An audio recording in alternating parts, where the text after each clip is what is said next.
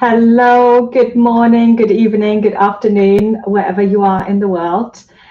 Welcome to Back Chat. Welcome to Jaureguiberry, your Yoga for Scoliosis community. My name is Jaureguiberry. For those of you who don't know me, thank you so much for tuning in. Thank you so much if you're watching this live, if you're here live. Then feel free to use the chat box today. Ask me any questions. I do have a topic. I will be talking about S-curve scoliosis.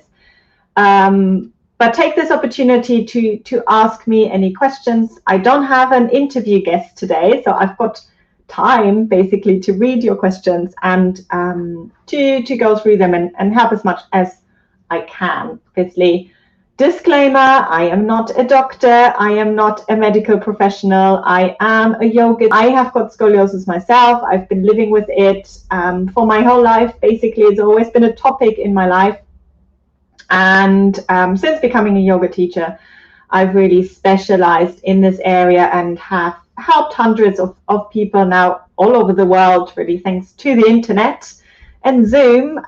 We can actually connect all over the world. And I had someone today on Instagram asking me, can you do in Australia, can you do a one-to-one session with me? And I said, yes, we can do this via Zoom. Yes, okay, there's quite a big time difference, but we'll make it work. So isn't that amazing? So Laura is saying hi Laura. She's saying, bring it up here. She's just to that I'm not making up. She's saying lovely class today. Thank you so much, Laura. Yes, so those of you who don't know, I've got now a regular Yoga for Scoliosis class. Hi Tatiana, good morning. Every Wednesday before this, so at 2 p.m. my time, so 2 hours before. And it's been really nice, actually. So I'm keeping the group small-ish. I don't want too many people because then it's a little bit difficult to keep track on what everyone is doing and just making sure that everyone is okay and everyone is safe. But I've been really enjoying it. And yes, today we've been focusing on the shoulders. So we've done some shoulder strengthening there. But usually we work our way through the body. We do a little bit of everything. But very, very much a beginner's friendly class. There are people that are more experienced. In my opinion, you always find something, no matter what level the class is. Even if you're very, very experienced, there's always something you can discover. And it's really a great way to take some time out during your day. So I know some of you are coming during their lunch break to the yoga practice. For some of you, it's the morning, might be a good time to start the day. So some of my regulars are here. We've got Ellen is saying hello, and we've got Vaishnav is saying hello. I'm fine, thank you. How are you? So yes, what else has been happening? I had my first one-to-one in-person session for, I don't even know, I can't even remember when the last time was. I think it was in August. Ridiculous, right? How long ago? So yes, so in the UK, we're now finally allowed to do these sort of things again. So it was really, really nice to have someone there in person. And yes, Zoom works great, and some things work better on Zoom than they do in person. Like, for example, you can take screenshots, which you cannot do when you have an in-person class. But it was nice to connect in a different way again. Okay, we've got someone saying, very sad I missed the class today. I will do it later on catch up. Yes, absolutely, you can. Good. Vaishnav is going straight in there. He or she, tell me, is saying, is hanging in gymnastic ring good for scoliosis? This is such a good question, right? And I will answer this before I'm going to go into my S-curve talk. Because I did actually do an Instagram post fairly recently about this kind of hanging situation, because we're being told that traction, generally, meaning elongation with a little bit of pull, is actually good and can be useful for scoliosis. However, if you've got hypermobility and your joints don't really support this, this might not be a good idea. So I would say to that question is it depends on your body, to be honest. If you are somebody who's super flexible and you can do something like this and bring the thumb all the way towards the forearm here. Those of you who are just on audio, I'm bending my thumb in towards the arm. That's one of the tests to check hypermobility. If you are super flexible, then I wouldn't recommend hanging, really like free hanging anywhere. So then I would recommend more the option that I was showing on Instagram, which is where I was holding a chin-up bar, but I actually had my hips seated down on an elevated chair with a block, and get some traction that way. So traction, basically, to answer your question, traction is good. Free hanging only if your joints can support this. If not, then there are other options of working with this.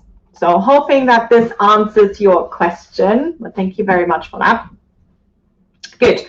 So we are talking about S-curve scoliosis today. So just to clarify this topic, obviously, so S-curve scoliosis is this term that gets thrown around quite a lot, and a lot of people, the first thing they say is, oh, I've got S-curve scoliosis, and then I usually say, well, that's not enough information. I need a little bit more than that, but let's go into this. So basically, when you have an X-ray taken by a doctor from the front, usually they take it from the front, sometimes from the back, and the spine has roughly the shape of an S, then it's usually called an S-curve scoliosis. As far as I know, this is not really a very technical term, even though a lot of health professionals use this term. And I'm guilty of this because I sometimes name my videos after I say S-curve scoliosis. But really, there is too much difference and there's too much variation there of what this could actually be. So I have written down, I've got 5 points for you about S-curve scoliosis that I would like for you to have in mind when you're choosing your exercises, when you're choosing your activities, and when you choose how you feel about your scoliosis. And yes, it is a choice. Good. So Tatiana is asking, is down dog pose good for scoliosis? And yes, we will be talking about some movements as well. I like downward dog for scoliosis because, as I was saying earlier, with the traction in general is good. It's a good idea. It's lengthening. But as with everything, it depends on how you do it, right? So sometimes I see downward dogs that go a little bit pear-shaped, and especially if somebody has also a hyperkyphosis, so this rounding in the upper back, so a kyphoscoliosis. There's too many things that can go wrong in a way, and that can sometimes put a lot of pressure onto the upper body. However, if you are, very, very fit and flexible in that area, then you might be able to do a downward dog really, really well and get the traction, get that lengthening out of it. So generally, nice pose. Is it for everyone? No, absolutely not. But that's with everything, right? I was comparing it to food last week, wasn't I? So, if you generally don't have any problems with peanuts, then they are great for you. But if you have a peanut allergy, not so good. Right. Okay. So we've got another question here. Vaishnav is asking, I have an S-curve and I have asymmetrical front chest. Is it normal with scoliosis? So front of the chest looks slightly different on the right and on the left. That's what I understand from this. So let's go into this a little bit more. So I did draw some pictures here. So those of you who are on audio, I'm going to talk you through it. But basically, I've given you 6 different variations, and I just did this very quickly, to be honest, of what an S-curve scoliosis could look like. Or these are the sort of things that would have probably been called an S-curve scoliosis. But you can see, first of all, they can actually look like an S, which is only this one here, down here, so like a written S, and that would be a left thoracic right lumbar curve, because we're looking at it from the back. But all the others are the other way around. They would still be called S-curve scoliosis by your doctor, most likely. I've seen it in medical reports all the time. Now you can see that there is quite a big difference. So some of them are more severe, some of them are less. Some of them have got more of a curve in the thoracic. Some of them have got almost no curve in the thoracic and then more in the lumbar. Some of them have like one long curve and then a little compensation. But they're all called S-curve scoliosis, right? And again, I've worked with a lot of people, and some patterns are similar. I see, when I ask in class, and right thoracic, left lumbar is usually the most common pattern that comes up. But how this exactly looks like is very, very unique. So this could be manifest itself in very, very different areas. Now, what I've drawn here on my whiteboard is obviously 2-dimensional. So I'm only showing that there's a sideward curvature going to one side and then going to the other side. What I haven't shown, and what is difficult to show, is that rotational aspect of the scoliosis. So if you think about, for example, in your thoracic, if you have a curvature going to the right, your ribs will also be rotated. So your right rib cage, or your ribs, will be turned towards your right. So the right ribs will be going back and the left ribs will be going forwards. Now, obviously, if this has an effect on the back of the body, it also has an effect on the front of the body. And again, very, very common is that one chest is bigger than the other with scoliosis. And that's just because especially with adolescent idiopathic scoliosis, so when it's developing in the teenage years, when we're still growing, the breast tissue will adapt to that space that is around there. So yes, the answer to your question is yes, that absolutely, that can definitely show up in one chest looking differently, and one maybe a little bit sunken in and the other one a little bit more out. The shoulders, that one is rolled forwards, the other one isn't. One is higher, the other one isn't. So definitely something that does come up.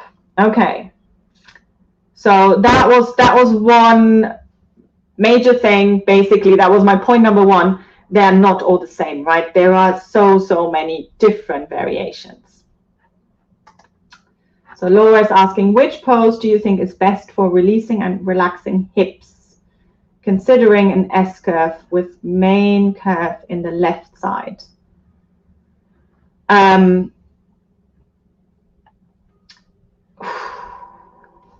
So I'm thinking about this.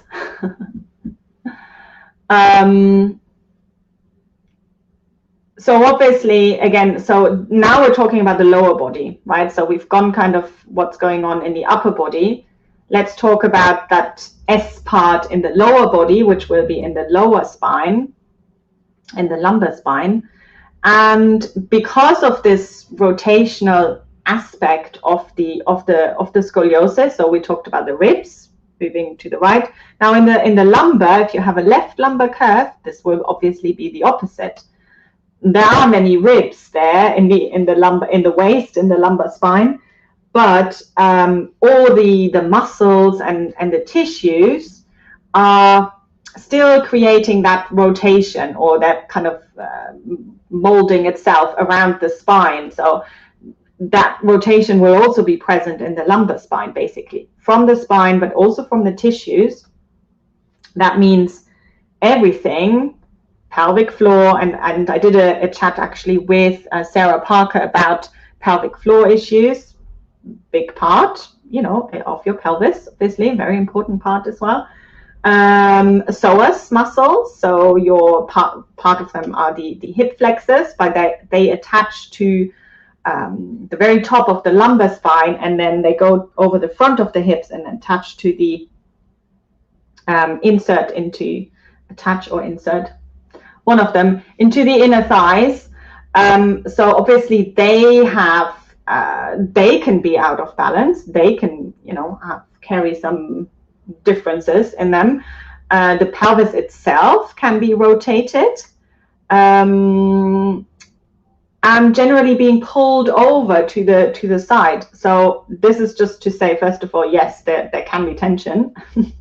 Now you're obviously asking, how can I release this? So again, I would need a little bit more information. But for example, if it's the hip flexors that you're talking about, so the front of the hips, what I love is Viparita Karani. So you're lying on your back with the legs on the wall, for example, just simply lying flat on the ground. I think that's a really, really lovely way to release the hips.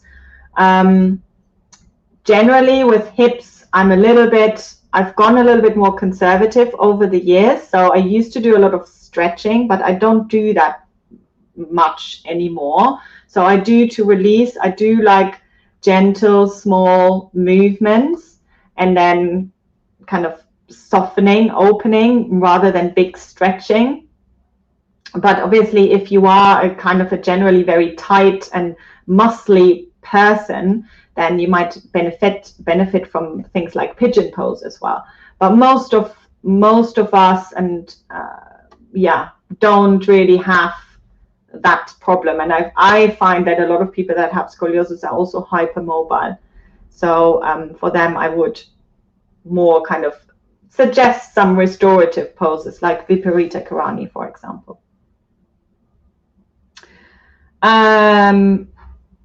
Good. So Elizabeth is saying, I've been noticing front chest discomfort lately too. Would love some hip tips. some tips. Yes. So front chest, I mean, what I'm imagining is maybe something around the shoulder, and that could be kind of from the closing up of the or on the right, on the thoracic. So it depends. I would need a little bit more info on that. But if there's tightening, you might want to first of all kind of look at the mobility. If there is the same amount of mobility, and we've been doing that in class today quite a lot. We've worked on mobility of the shoulders, but we're also worked on strengthening, right? So we also worked on we used a yoga strap to create a little bit of tension on that strap to activate the shoulders, and just supporting the shoulder joints a little bit better.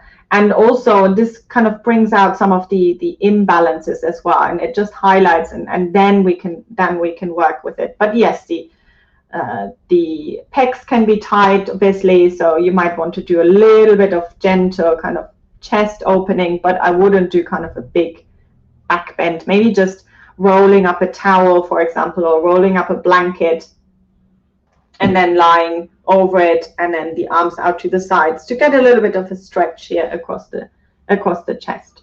But again, I would need a little bit more info. Good. So fascinating. And never knew breast tissue, etc., would be affected by scoliosis. Yes, I mean, you know, everything. Really, the whole body arranges itself around the spine. So huge effects. I have a bigger left lumbar curve and smaller right thoracic curve and kyphosis. Currently, my pain is all in my mid-upper left side. Any suggestions of how to release this area when sore and tight? So I'm just going to assume a few things about you, because I don't think we know each other. So it depends. So if you are very young, if you are in your 20s, I would approach this differently to what I'm going to suggest, basically. So you might have to tell me if I'm going the wrong way. But there's a lot of factors obviously involved when I recommend poses and when I recommend different exercises. But generally, if you're telling me there's a hyperkyphosis, and remember, if it's only on one side, so if you look at yourself on from one side and you have a kyphosis, but from the other side you don't, then I wouldn't call this a hyperkyphosis, right? So it's just something to bear in mind. Okay, so she's saying 30. Okay, lovely. Thank you for that. So I would probably start with a little bit of kind of mobilization in the thoracic. If you actually have a kyphosis, then that might be a good kind of way to start to get some movement into the thoracic area. And then, so you're saying, oh, it's just on one side. Okay, so I would be careful then with kyphosis, right? Hyperkyphosis is slightly different. There it would be a complete rounding of both sides. So that's very different. So remember, just if you're treating kyphosis and it's only on one side, then that might not be so good for the other side. But generally, simple things that you can do to kind of release this tension around the mid back. I would do a little bit of mobilization, as I said, some movements in the thoracic, and then I might do things like traction, like what we talked about in the beginning. So, for example, I'm not such a fan of free hanging, as I said, because of people that might be hypermobile. But for example, using a chin-up bar. So again, you can look on my Instagram at Jaureguiberry.scoliosis, where I've got a little video about this. So I have the chin-up bar here, kind of up a little bit higher than my head, and then I'm sitting back into a chair and giving myself some traction this way and lengthening through the spine. So that can be a nice way to release the shoulders. But come to my class on a Wednesday, so then I can give you a little bit more input maybe, and we will go through lots of different movements and movements that are safe and kind of addressing all of these things. Good. Sorry, I'm trying to read all of them, making sure I'm not missing anything here. So Vaishnav is saying my present height is 165 centimeters with scoliosis, degree 60 and 50. So that's quite a severe scoliosis. I'm 16 and my classmates are taller than me. Is there any hope that I can increase my height? Okay, so 16, I would imagine you're not growing anymore. But I don't know. I'm just assuming here. Yes, so is there any hope that I can increase my height? I don't know. You know, it's very, very difficult to say, but it looks like a fairly balanced, or sounds like a fairly balanced curve, meaning it's almost similar degrees going to the right as it is going to the left. But yeah, I would make sure you've got some scoliosis specialists on hand, because again, this is quite a severe curvature. So make sure you've got a physio who looks after you. You've got someone, you know, who can help you with some movements there. But things that you can do on your own without having someone else kind of be there all the time is things like you know, plank poses, but balanced. I would probably just for you have you with both hands down, rather than, you can do side plank, just make sure you do it fairly evenly on both sides.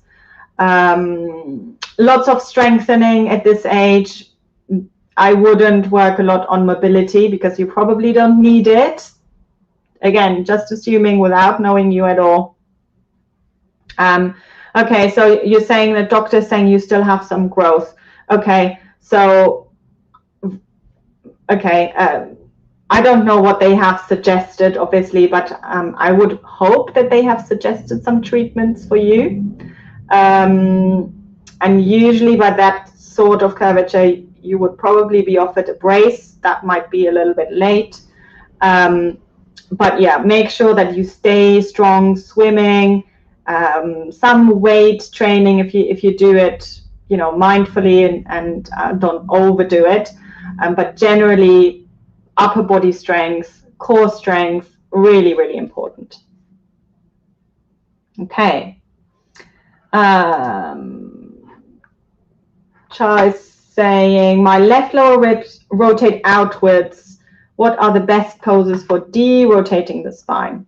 Okay, so good question. So let's come back to my S-curve scoliosis. We've got a little bit distracted, but we know there's different kinds here, and we know that with the rotation, so the right ribs are moving back for a right thoracic curve, the left ribs are moving forwards, right? So that's why you have those ribs sticking out. Now, the pattern might be opposite for you, of course.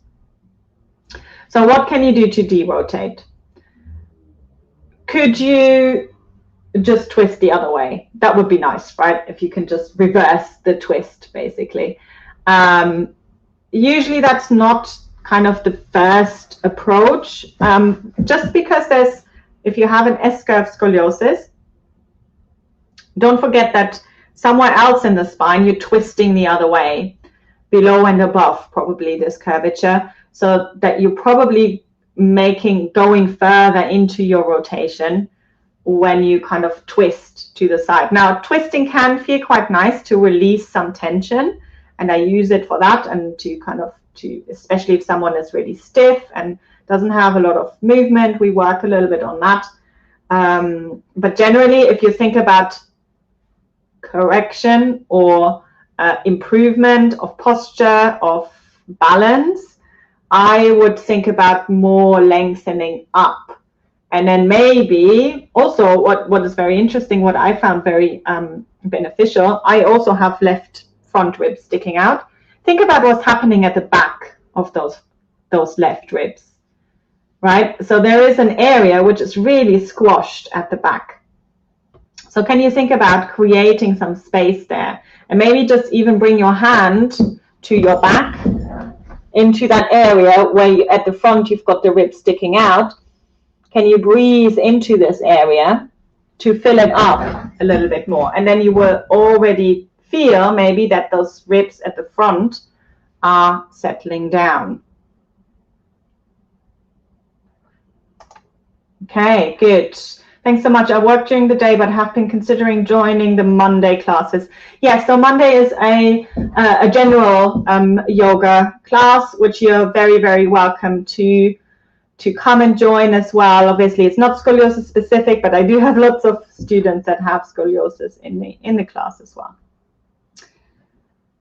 Right, let me go back because I missed Tatiana here. I follow on YouTube Hannah Grace Fitzgerald, and she has videos with exercises for scoliosis. I would like that you watch them and let us know, do you like this exercise or not? I like your explanations. Thank you. Okay, you're giving me some homework, Tatiana, aren't you?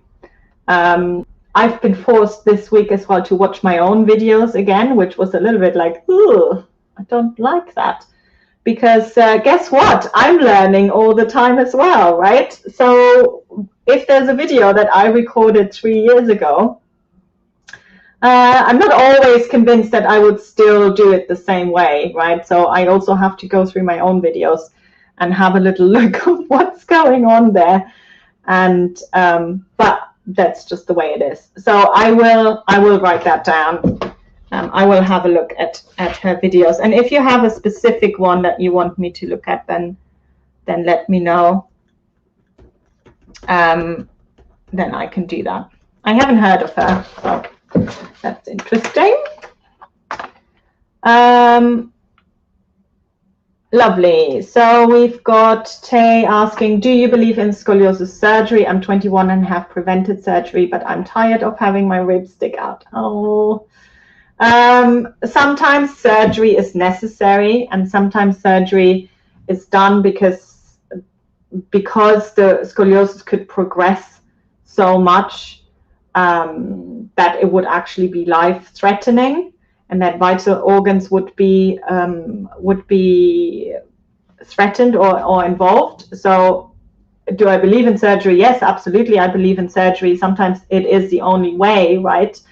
And there are lots of people that I've worked with who have had surgery, and they are very, very happy that they've gone through it, right? That they have done this, but also know that it's not the end of the journey. So just because you've had surgery, it doesn't mean that the scoliosis is gone. I mean, the surgeries are very good nowadays. So nowadays they do a lot of correction, but in my experience, the imbalances can still be there, right? So and especially the rib deformation. I don't like that word, but you know, what isn't quite symmetrical cannot always be completely solved with the spinal surgery. So I would get as much information as possible, and maybe also think about, well, explore other options, and you know, there might be other things that are possible in terms of exercise, movements, yoga, breathing, that might give you a little bit more balance as well. Good. So Jane is asking, do you think feldenkrais method is helpful for scoliosis? I'm not too familiar with it. I've always been intrigued, and I always wanted to learn more about it, but I don't know enough, to be honest, in order to comment. But I know a lot of people that I admire that have gone through feldenkrais training. I don't know if that helps. So yeah, sorry, I can't really comment anymore on that. Good. So shall I go back to my points? So what I wanted to say as well, curvatures, just in general, curves are actually a good thing at the end of the day. So let's just keep this in mind when we're talking about the structure of the spine, and we can compare this to a Roman arc kind of. In terms of stability, we need the curvatures. Now, I'm not talking about the curves looking from the back. I'm talking about the curves when we look from the side, right? So when you look at somebody from the side, there is an inward curve in the lower back, and there's an outward curve in the upper back. And in my experience, if people have those curves, they are happy and they don't have any pain. If they don't have those curves, or if they have too much of that, especially the thoracic, the kyphosis, then they might get back pain. But in general, bear in mind that the body is very clever, so it adjusts itself. And the same is with scoliosis. So I have found if somebody has an S-curve scoliosis, which kind of looks like this one here, for example, it's very balanced, right? The thoracic, even though it's quite a big curve, the thoracic is pretty much the same as the lumbar. And those people, in my experience, have the least amount of problems. They're quite balanced here in the shoulders. They can move around fine. Overall, there's harmony, there's balance. So that's just something. Just because you have a bigger curvature, which brings me to the next point as well, is it doesn't mean that you have more problems or have more pain. So overall, it's the harmony, it's the overall mobility in terms of pain, and I've talked about it a few times already, but I really enjoyed my last talk about pain as well. I'm checking when this was. Managing scoliosis back pain, it was called. Oh, it's already 2 months ago. But I did talk about the the neuroscience behind it as well, and emotions, our mental state, stress, have got a huge effect on how we feel in our bodies as well. So it's not just scoliosis, it's not just the curves. Good. So those were the 3 points. Number 4, and I really had lots of fun today on Instagram. So I made a new video there and talking about or showing the different approaches and how confusing it can be, right? If you get conflicting information, do this, do that, don't do this, only do that, right? This is dangerous. Don't do that at all. You should, every day, you should be doing this. There is no one approach. This is just a life lesson, unfortunately, and that I'm learning every day as well. There is not one truth. There's not one approach that works for everyone all the time. And we have all tried, right? And there's, you know, many very clever people and loads of books, and there's ongoing research and all of that. But we are too individual at the end of the day. So there's too many different factors for just one single thing to fix a problem. There's always different points of views and different approaches. And as the curves are so individual, that again, that is not the only factor. It depends on how old are you? Are you still growing? Have you gone through menopause? Have you had children? How are you smoking? How's your general health? How much sun do you get? Vitamins, all of this, you know, how much sleep do you get? How much stress do you have? All of these are factors that can influence our health and our scoliosis as well. Okay, so Jackie is asking, I know you've already spoken about traction, free hanging, but what about inversion tables? Sorry if you mentioned already and I missed it. So Jackie, inversion tables is my, and I haven't actually been on one, but I know what they look like, and I know I haven't experienced myself basically, but it's a little bit less than free hanging, right? Because you are actually on that table, so you get a little bit of traction. I think that can be quite useful, but again, it depends on the individual, and for some people, they really can't stand the pressure into the head, for example. So, you know, for those, or if you have any problems with your eyes, I wouldn't recommend this at all. But generally, I quite like being upside down personally, also because my main curvature is a lumbar curve. So actually my thoracic is the straightest. Oh, my neck and my thoracic are the straightest bits of my spine, and it's the lumbar and the hips which are wonky. So I quite like being upside down, because then I feel like the base is actually a little bit more balanced. So again, it depends on the person. If you are hypermobile, again, probably not. I wouldn't recommend it. But if your joints generally support this, if you have lots of support around your joints, then this might be quite a good option. Okay, Elizabeth is saying, I didn't realize you're on Instagram too. Looks like a lot of helpful info. Yes, do make sure that you follow me on there, because I always post like little either photos of a pose or little shorter videos with tips with different yoga poses to try. It is overwhelming trying to individualize treatment. I appreciate your awareness of all the factors involved.